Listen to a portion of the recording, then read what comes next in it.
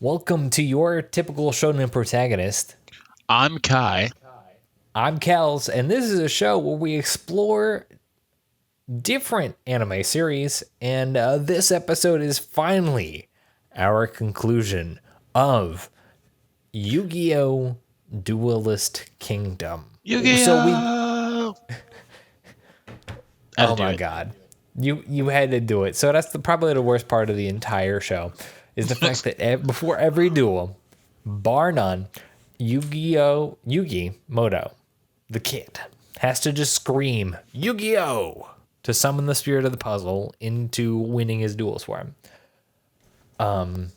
In this episode, we're done with Duelist Kingdom, right? Yeah, 100%. Like, Joey inexplicably was the winner because he was the only one that got money. Everybody else just basically got with what they came with. Yep. So Yugi won the championship. Joey took the money to save his sister's eyesight / life, because that's a thing, but not Yeah, really a thing. for some reason, I don't know. Everybody wins. Pegasus loses. Life is terrible. But we still have 10 episodes left until the end of the season, quote unquote. Duelist Kingdom is over. Pegasus is defeated. Bakura takes the Millennium Eye. Everything's copacetic, except it's not.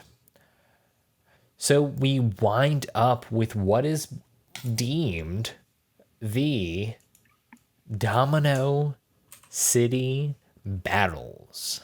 Yes, and it's just. I ain't gonna lie, it is definitely almost more entertaining than the rest of it, only because just so much is happening. And this is like the pacing just shot from 0 to 100. So when we finish what the events of Domino City battles, we'll sort of recap our opinions and ideas about the whole show in general. But let's break into what happens in the Domino City battle. So first we break into the girl from America, We're the which girls from America. Well, the English title being The Wrath of Rebecca. and I just can't with that title. But Okay, if you can't with this title, you can't with the next title. The English title for this next episode is The Ties of Friendship. oh, Taya. But let's get into this. Yeah. So this episode focuses around something that happened in the first episode. They kind of just left, floating around. But they're like, 40 episodes. We'll come back. We'll come back and touch on it. And that Which I appreciate. Hey, let's close up all of these loose ends and let's put a cap on it, you know? Let's tie up whatever happened in the first episode. Continue. Yeah, so homegirl who carries around an obscene amount of luggage, by the way, like makes no sense. This girl, her age is never even revealed. Isn't she like 10 or something? I think. Young-ish. Yeah, so she's giving like same height level, like giving Yugi smat talk. She's like Man, that's on Yugi. Yugi. Yugi shouldn't be so low, but hey. So like she's talking smack, and it doesn't come right out with what she did, which I think is kind of what Yugi did, because they're just kind of like, I didn't do anything, I didn't do this, and then she's like, give me back what you stole from my grandpa, and he's like, I didn't steal anything, and then she's like, you stole my grandpa's blue eyes, and everybody has a flashback. Well, mainly Tay has a flashback of the card getting ripped. They're like, oh crap. And to be honest with you, I side with Rebecca. Like, I'm like, how y'all just go rip somebody else's card and just think nothing of it? That's what got me. Listen, if that was so big of a deal and that is literally my inheritance, yeah, I'm gonna be mad. That was the most legendary card per se, episode one. That was about to be my college tuition. You I'm gonna trying to like tell you. give me my college tuition. I'm only like 8.5, but you can never be too early. Well, she a Give genius, me so boom, getting into college early. Grandpa can't pay that, except he already did with his Blue Eyes White Dragon. Now pay up. except nobody wants to tell her otherwise. She won't handle it. Everybody's trying to tell her the deal. She can't take it. She's 8.5 years old. So she's like, all right, the only thing I know how to do is beat everybody. So let's duel. Yeah, so they go and they duel, and they're like, "Holy crap, she's actually pretty good a duelist." And it's funny because she was taught by her grandpa, and Yugi was taught by his grandpa. And apparently, in all of the like flashback matches they had, like I think didn't Yugi's grandfather always get the hands? Like Rebecca's grandfather. Hey, hey now. We will get into Yugi's grandpa getting the hands. But the whole point is Yugi is trained by his grandpa. Rebecca trained by her grandpa. But Rebecca can't get the whole gist of the heart of the cards, which is crucial. So she's out here playing real strategies and beating the smut out of Yugi. You know, And Yugi believes in the heart of the cards. And then we get this weird double, triple like flashback about Yugi's grandpa believing in the heart of the cards in ancient Egypt, in a or tomb. excuse me, like 20-year-old Egypt with Rebecca's grandpa who gave him the blue eyes white dragon that she's mad about that's been ripped up and she's not getting her way into college because life sucks. Suck it. Yeah, so there's this whole thing where Yugi's grandpa, Solomon, is stuck in this temple, this ancient Egyptian whatever, with Rebecca's grandfather, Professor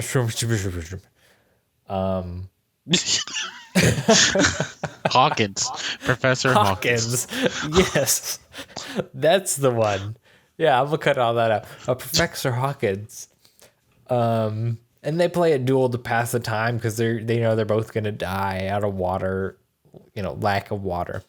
And then out of the heart of the cards and respect for his friend, Solomon Moto is like, you know what? I can win. I see the winning play. I'm gonna forfeit. Because you need the water more than I do, because you have a PhD and I have an EED. No, And you know what? no. In the scale of life, you're important. So I'm gonna take the L, and not even gonna tell you. Here's the water. And what happens? What happens at the end of that? Solomon Moto and Professor Hawkins both get saved. Like Yes. at the end of the day, which is cool. Nobody dies. Great. Eh. But the power of friendship is real. Yeah, because friendship exceeds like everything, and so that flashback has happened, and the whole time, which I think is kind of cool, that they're dueling in the past. Yugi and Rebecca are making parallel moves in the present. Because they're playing both the same decks. Yeah, and it's just such a cool parallel. And then just like so, spoiler alert, which this whole series is basically a spoiler alert. It's You're on 20 years episode 5. Spoilers. old. So Yugi forfeits the way does the same thing his grandfather does, causing Rebecca to think that she won. And she was like, yeah, I won, give me. And then somehow they Out still of had the nowhere. rip card. Like, what blows my mind. And No, for real. After all of the events of Duelist Kingdom, they still have this taped together Blue Eyes White Dragon from and the first episode. it's hilarious to me. And so she's like, "You ripped it. I can't believe that." Blah blah. And then he's like, "I didn't mean to," and all this other stuff happens. And then like cool McFlavor, cool dude, Professor Hawking walks in, and he's like, "Enough, Rebecca. Stop embarrassing me," or something along the lines of that. And he's like, Rebecca's like, "I do what I want. I won." And she's like, And then the grandfather's like, "You didn't win," and he walks over to Yugi's side and like flips over this card. And it's like, boom, you could have won the whole duel with this card right here. And Bitch. so they're like, "Oh no." Like, okay, I guess I see how this works. I forgive you. And Yugi's like, here's a consolation prize for that super expensive card that Kaiba ripped. That one card that he won from Maximilian Pegasus for winning the entirety of Duelist Kingdom, like Spirit of Friendship, he gives away like the 2 episodes after he wins, and it makes zero significance in the first season. Yeah, like that I was card mad. never comes back into play. Ever. I'm so mad. It's like Ash giving away all of his Pokemon, like once he fully involves them. Like, who needs these anymore? I did all the hard work. If you're not Pikachu, you're not family. So messed up. Such an elitist way to think. But so yeah, Yugi the elitist is like, here you go. And I'm mad most of all because the card looks so cool. Like it was probably the coolest looking card in season one, in my opinion. Like next to Blackluster Magician, you know. But so he gave it away, and they're friends. And for some reason, Yugi's low key crushing on this girl, which is weird Oh no, because he don't do starts it. blushing and stuff. But Don't do it. that's all of season 4 and 5. You have to explore that. Yeah, Which man. Time for her to grow up. Until then, Taya, waifu. But we'll Taya get to that. Taya got feelings for the Pharaoh. I don't know what Taya's got. Taya crazy. Hey, it ain't nothing but a millennium item thing. Same physical Moving on. Moving on. So that whole duel happens. And then, of course, because we can't get away, we have to deal with the Kaibas. Yes, we see how the Motos and friends have settled back into their lives. Now it's time for the Kaibas. And Kaiba, being the absolute boss that he is, goes in there is like, hey, so y'all were trying to take over my company? Like, you think I would notice? Like, try to kill Mokuba? Like, what? And they're like, deep laughter, ha ha ha. And I swear, the same goons that worked for Pegasus are in on this because same voice actors, by the way, same ominous voice. So they finagle Kaiba and Mokuba into this. Well, I think Mokuba's out of it, right? They finagle Kaiba into this virtual world, like full Sword Art Online. Like, Yeah, man. They're like, hey, we're not evil. Check out this new thing we planned for you while you were out here beating up the evil that actually wanted to take over your company. Here's this cool, super cool virtual reality pod game that we developed. That was all based on your idea. Here, look at it. And then, boom, Kaiba is in the virtual world. Body, totally vulnerable. Mind, totally vulnerable. Sword Art. But, Yes, specifically. so Mokuba does what Mokuba does best. Runs away and finds Yes. Yugi somehow and it's like, hey Yugi, like I need your help because the police don't exist in our society. So he gets Yugi and friends. For some reason Taya's there. I really don't know why. But Yugi and friends to get in board for this virtual world. So they all get in there and head into Sword Art as well. And Kaiba, so we while that's going on, we get a cut to Kaiba actually in the virtual world, and he's out here like basically just accepting everything as it happens, and it's just like, oh well, okay, here's this monster, and he's like, I gotta find a way out. Like this makes no sense, and they're like, okay, So it cuts away from Kaiba, and then the big evil corporation people are like, "Hey, let's look at Kaiba in this world because apparently we can do that."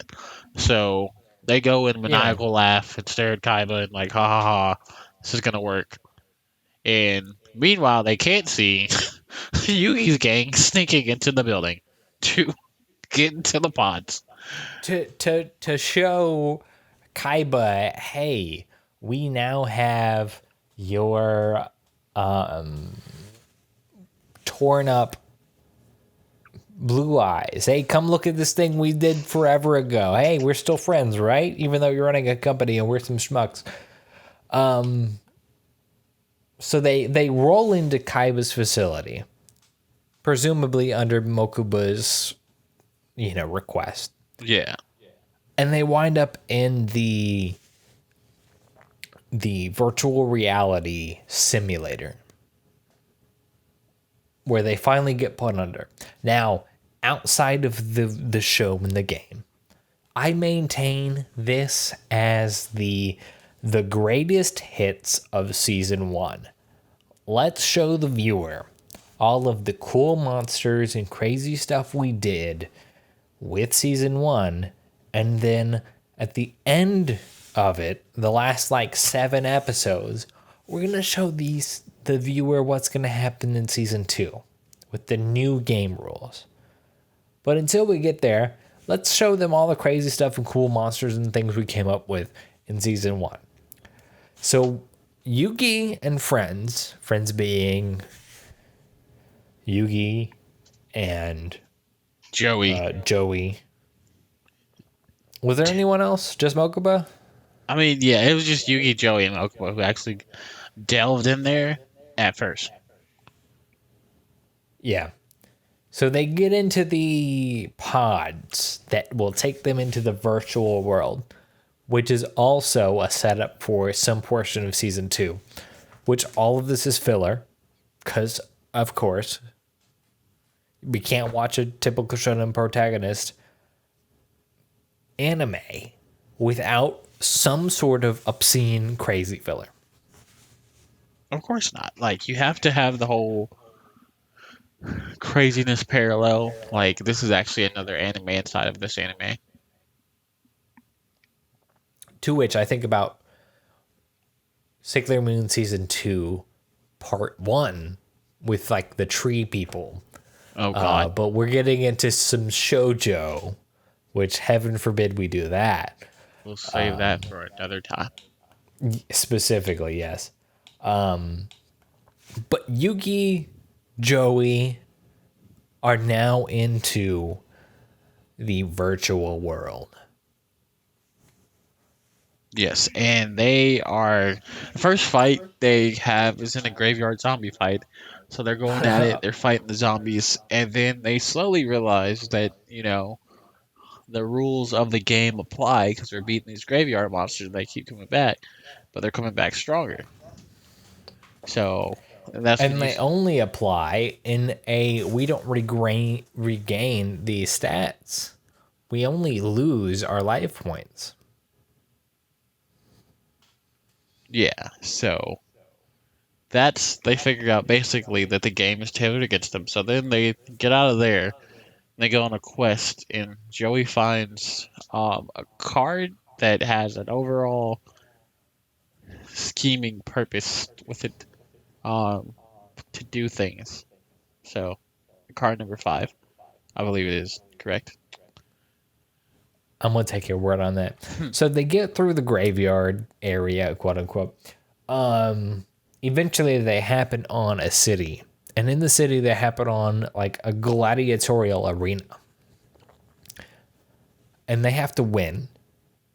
You win the arena or you lose everything. And if you lose everything in the virtual world, you presumably die.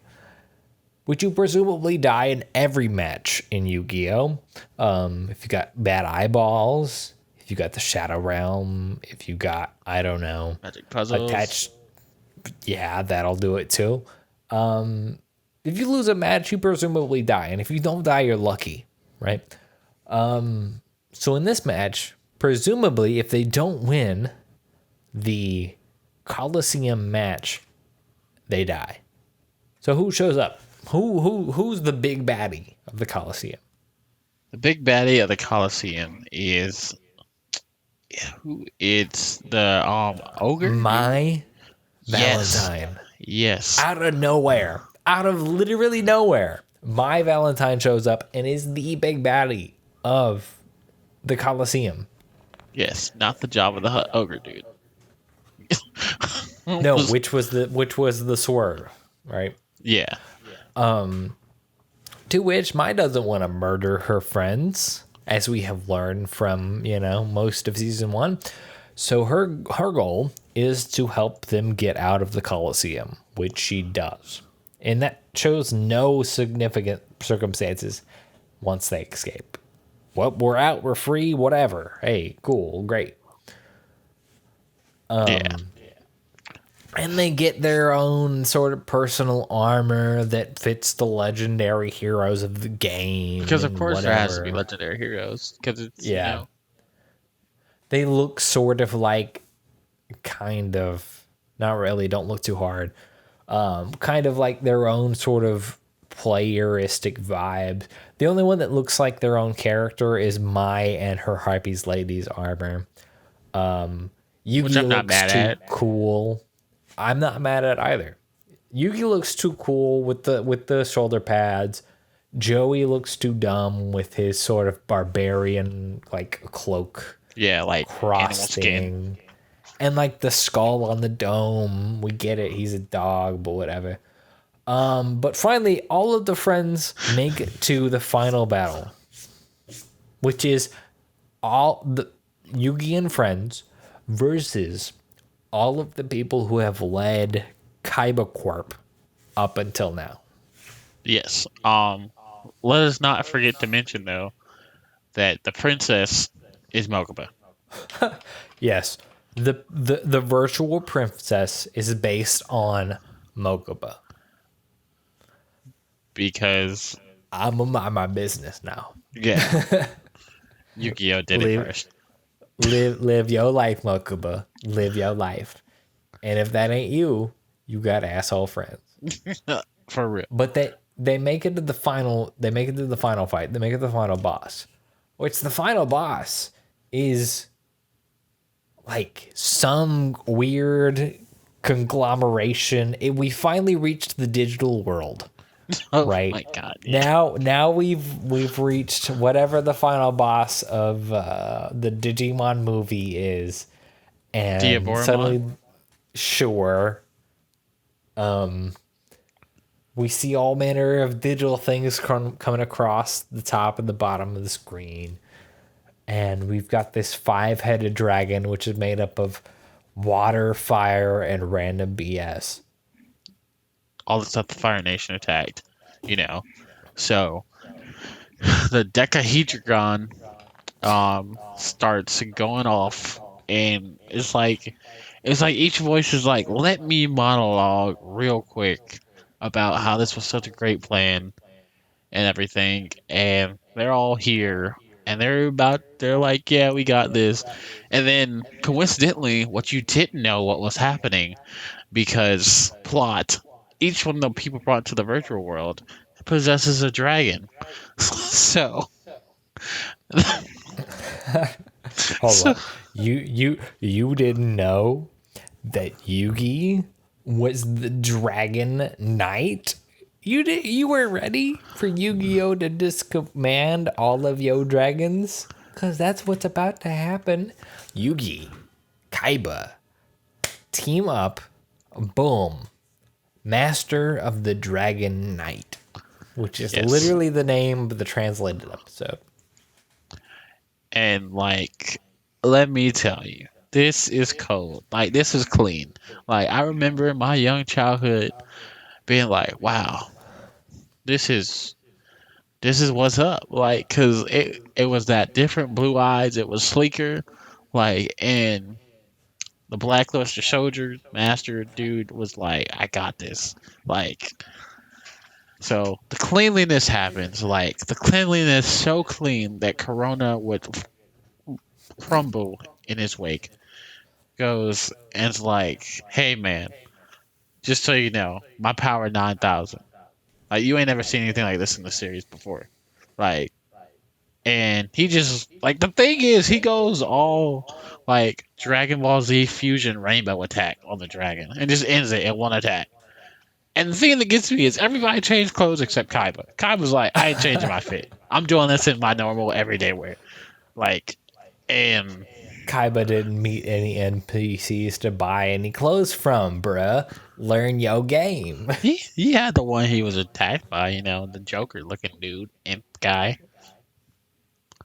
But if Joker looking imp guy didn't sell him any clothes, he couldn't change it. Duh.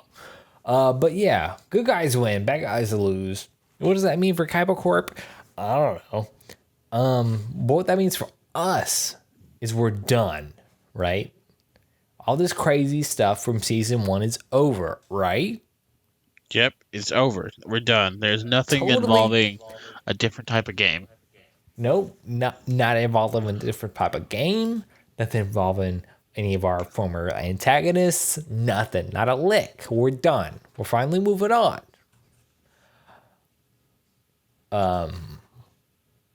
Until we get to Dungeon Dice Monsters. So enter Dungeon Dice Masters. episode 46.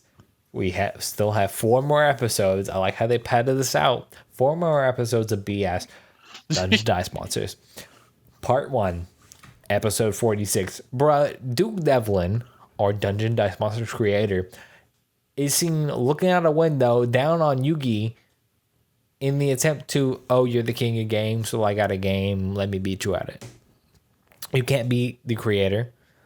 Unlike Pegasus, who beat the creator. You beat Pegasus, but you're not as good at Pegasus. So you can't be me, because Pegasus only beat me. Well, his whole thing was to prove that Yugi didn't actually beat Pegasus, that he must have cheated, because there's no way you can beat the creator. So that's Sure, what, right, because Pegasus didn't cheat, right? yeah, So he goes all like, let's go on like Yugi, and Yugi's like, okay, explain the rules. And Duke's like, yeah, it's simple. There's only this one thing you have to worry about. Just this one singular thing. Only this. Only this thing. And Nothing then else. You ain't got to worry about nothing else. Only this thing. and then it starts. And Duke's like, yeah, no, there's multiple things. So You didn't know? Oh, you didn't know about them different shapes and colors? yeah, you didn't know about the way it can move and like all this. And if you ask me, Dice Monsters is way too complicated to be. It looked fun, but it's like the type of game people who play Sudoku for fun play. Like it Man, was. I'm mad that there was a Game Boy Advance game based on these 4 episodes of Yu-Gi-Oh! See, I'm mad that I didn't play it because I'm mad that I had it and didn't understand past the first level. I'm mad But that coincidentally Duke Devlin went to the same school as Yugi. Like, what is this school? Wait a minute. Hold up. You're bringing revelation here. Yeah, they're just like, yo, I go to the school because this is the best Man. school to go to ever. School doesn't matter in Yu-Gi-Oh! It doesn't I matter in real hate it. life. A little too real. But what's the big play here? So, sort of meta level, I maintain that the previous sort of the legendary hero arc is that we're sort of seeing the greatest hits of all of the monsters that happened through season 1. Here's Blue Eyes, here's the ultimate, whatever. Here's Joey playing his stuff. Here's Yugi playing his stuff. Here's the Dark Magician. All of this crazy stuff. Yeah, man. And like, And that continue. I was gonna say, this is crazy stuff, and this is the best part about the end of season 1 is you get a preview of the fit for season 2. Yes. So I haven't read the manga, but I feel like in the same way that we have looked at previously with the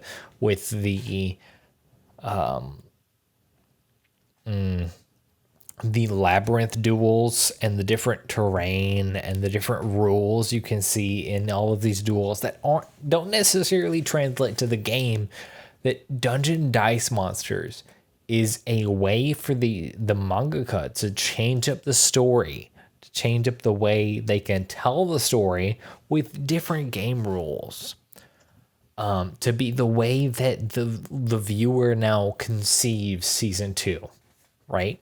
Which we see doesn't necessarily hold up. But it's an attempt for them to change the story in the same way they changed the story back in season 0 to fall in line with what the viewer, with what the reader wanted to see, you know? Yeah, but the cards were, big money whammy. So the cards were gonna stick. Like in Dice Monsters, don't get me wrong. It's you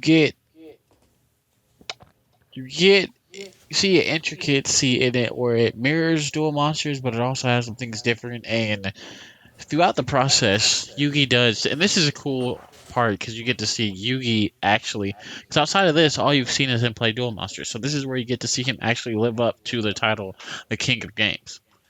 Yeah, And other than the king of duel monsters. Yeah. yeah, because honestly, this is really the first time where you see him play anything besides Duel Monsters.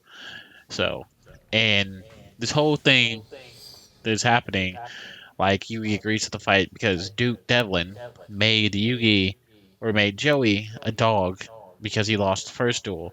So Yugi's out here dueling for his friend's honor, so that plays into the whole part of Yugi being like, I'm gonna use the heart of the dice because Yeah, man. Heart of whatever I have in front of me. So one thing, Joey shouldn't be a punk. Joey I, Square lost a duel. Hold on, I had this in front of me. But yeah, Joey confronted Devlin and lost a regular duels monster duel. Like a punk. yeah, like you gotta at least if you took second or third or whatever spot you took in Duelist Kingdom, then you gotta come Bruh. correct. So hold up. He lost two sort of games, right? He lost a dice and a cup between Joey Will and Duke Ledlin to like have the duel. And then Joey lost a regular ass duel. Like, you can't lose 2 games in a row and still have me respect you next season. Even if you cured your sister's disease. So the whole point being, Dual Dice Monsters was cool and all, right? Bunch of crazy gameplay, we're learning new steps, cool, great, awesome. Joey's a dog until he's not a dog saved by his friends, based on the Kaiba versus Joey duel and the Devlin versus Joey duel. Whatever. And the one cool thing I think we got out of all of this that connected it back was the fact that Duke Devlin had this game idea. And he made it and he worked on it so hard. And he submitted it to Industrial Illusions, which was Pegasus's company. And Maximilian Pegasus hollered at him. He was like, hey, I like your idea. I'm going to fly you out. So he flies him out, and then they play a game. They play a game, knowing Pegasus is a real cheat, like a whole real cheat. As Pegasus does. But he's still like, hey, I like the game. Let's cut a deal. And then the Duelist Kingdom adventure happens, and the deal doesn't happen. And then Duke Devlin's mad. And then, of course, surprise, Yugi wins. And then turn around, the deal does happen, even though Lord knows what's happened going on with Pegasus. But the deal goes through. He gets a letter in the mail while Yugi and friends are chilling in Duke Devlin's lobby. Yeah. Hey, surprise, I got the deal going through. We're going to publish the game. Crazy. And they're I like, can't believe. congratulations and everything. And then, it's basically over. Like, that's the end of season one. And then Duke goes on to be a mainstay in the cast. I wanna BS you right now, but does he? Yeah, no, he's in there for the like every other season. Bro, you had to make us push aside whatever show we were about to watch, and now like push Yu-Gi-Oh season 2. We're not a Yu-Gi-Oh podcast, but we might have to watch season 2 right now because you BSing me. I'm telling you, man, he is a mainstay. Like, he's in season four, like Oh, competing with Tristan for okay. I Serenity's Love. quit right now. I give up. I give up. In season 4, He is. Facts. Unfortunately, I've watched almost every episode of Yu-Gi-Oh, except I some reason never watched season five. And then when season five got took off Netflix, that's when I wanted to watch it. So now I have to find season yeah, five again. we'll pivot back around. But that's basically don't come at us. Basically the end of season 1 along with an extra BS. So we're deep into episode 5. So what's your general thoughts of Yu-Gi-Oh season 1 Duelist Kingdom, your experience previously, your experience now? Like what's your feels? So when I went into it as a kid, it was the hypest thing to ever hit the universe. Like, I loved it. It was everything. And rewatching it, it was rough. It I definitely see why as a kid, I was so enamored with it. And don't get me wrong, there's still a lot of things that hold up great to this day that Yeah. only a mainstay like Yu-Gi-Oh can do. I love the style. I love the care that's put in it. But dear Lord, if the strategy isn't just cheating and screw the rules, that's the biggest thing coming back at it all these years. That and just how annoying Taya was. I was like, Taya was not. I actually used to have a little bit of a crush on Taya as a kid. Now I'm like, It'll come. gosh, Don't she's worry about annoying. it.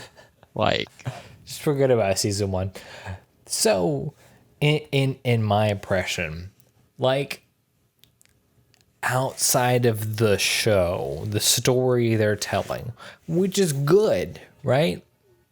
yeah, Like I find a greater appreciation for the story that the animators and that the mangaka and that the editor is telling here, right? They have a job, they have a goal, and they're trying to achieve that goal, that story, in equal parts of what's going to pay the bills versus what's going to tell the best story.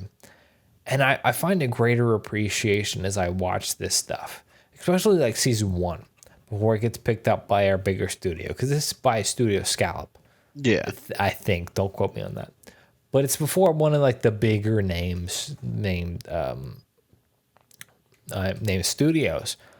So I can appreciate the investment of time, the investment of money, and like the passion in telling the story before you get better talent in being able to achieve that. Whether that's talent in animation, whether that's talent in voice acting, whether that's talent in writing. Like I grow to appreciate these things in the point in life I am now versus where I was. Like I love this shit. I watched this up until definitely partway through season 2, you know. yeah, Like I can recall through the God Monster cards and them fighting on the banks of this random river that had high like cement walls, and suddenly we're gonna summon Slifer the Sky Dragon and murder everybody, and this random guy with the bald head and didn't have any weird eyeballs just died. Whatever, man. Whatever. Cool. But I find myself going back to this season and like appreciating. Sure, it was rough. Sure, it was weird.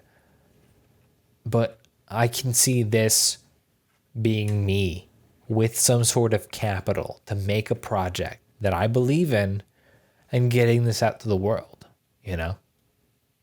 true. And this is and to have such a strong season one, like at that, Yes. like coming from where we are in the design world and content creation in general, like for you to hammer out 50 episodes and like it be like, and for 40 of those episodes to be a continuation story, like that's pretty, that's a significant accomplishment. And Bruh, and the fact that it took Toei to pick up the first half of your written story and then to drop it, and then for someone else to pick it back up once Dungeon, Duel Monsters picked up in like excitement, for another company to come back and pick up your story, for you then to continue to produce your anime, like that's a story of persistence right there. Outside of the game, outside of the story, which is exciting. yeah, man, for sure. And it's just one of those things where you you really appreciate it and you really are like, wow, like let's appreciate this. And that's how I feel about Yu-Gi-Oh. Let's appreciate this and let's move on. Because 50 episodes Yes. later, yeah. Yes. Yes. To which we will pick back up with Yu-Gi-Oh at some point in our pursuit of this podcast. But for right now, it's time to move on to a different project. So Yes. one thing we've been talking about is a new product. We don't have a name for it. We don't have a cause for it, other than us just wanting a more current conversation going. To which we will pick up one of those involving the new current Digimon reboot anime that's going on. I'm not current, Kai is, but by the time we bring you our product, it will be as current as possible. What else are you thinking for that, bruh? What other shows am I thinking? Yeah, yeah. We definitely Just want spit some to out. I don't care. we definitely want to meet where you guys are. We want to do some God of War because that is a webtoon that got turned into anime, and it's hot right now. And people are like, "Oh my gosh! Like, what else do webtoons have to offer?" So we definitely want to touch on that. We want to throw it way back to the excuse me, to the original Digimon and give you guys that as well, and have some. Now, you're hardcore giving some spoilers now. For Edit the this for the out. main for the main project, whatever. For the main project, product A, we're gonna be bringing you, next Monday. We're gonna be bringing you some original Digimon product. So don't be fretting about that. We gonna compare and contrast some of the new reboot going ons with how the original started, which don't be surprised if it takes the original to get up some speed. But we'll deal with that, we'll deal with that. But do be expecting more than one episode. We'll I haven't even imagined how we're gonna fit this into our editorial schedule. But hey, whatever. We'll make it work. But yeah, man. That's been our opinion of Yu-Gi-Oh!